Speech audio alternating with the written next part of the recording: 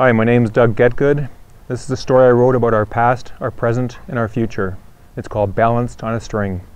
Throughout most of the world, boys and girls were taught stories, a history of string. Now I share with you what is not new, but is part of everything. So simple the string, such vast power to bring the whole world tied together, joined as one forever.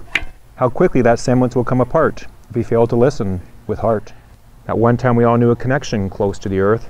Children were taught since the time of their birth that everything in life is in some ways connected. The animals, plants, and insects affected. Not one of these beings are better or worse. They all need clean air, and for water they thirst. If you promote the destruction of any one, the fabric of life will come undone. The Navajo Indians, now herders of sheep, they make clothing and rugs of its wool. To keep the animals safe when they sleep, they build corrals and open gates with a pull. The Inuit or Eskimos live in the north. Existence is difficult. It may snow until June. They must capture and kill all they can find with a simple device, a harpoon. With the Haida of northern BC, the landscape is not quite so harsh. They have the ocean to provide their food, and the forest, the seashore, and marsh. With vast resources, they take all that they need. With fish traps, they may capture or release. They thank each animal whose life they must take. To the rest they say, go in peace.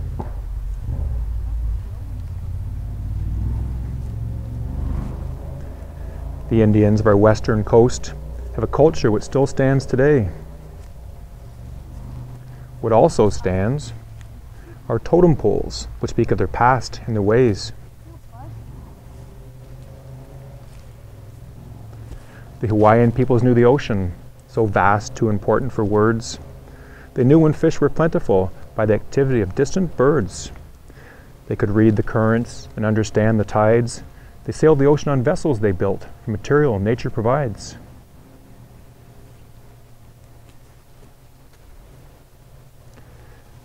The Aborigines of Australia, in a land way down south, were one of the original hunter-gatherers.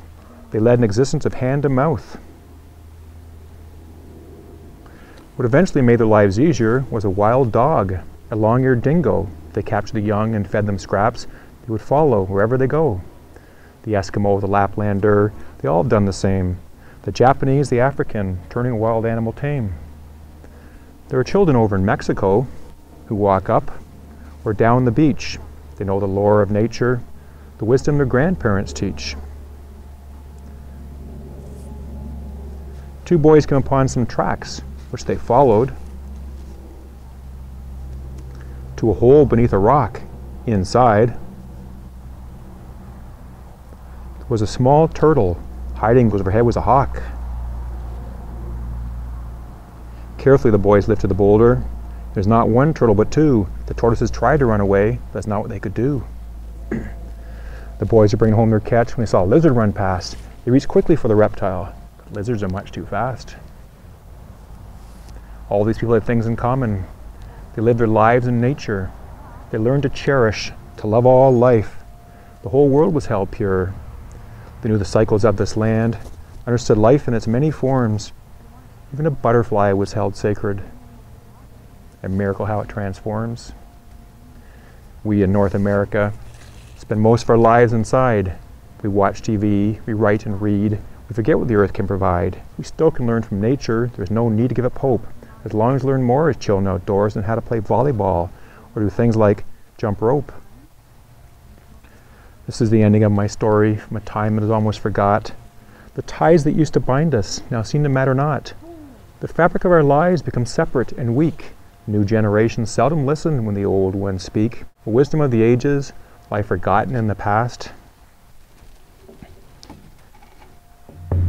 Can you hear a distant drumming? A heartbeat, fading fast.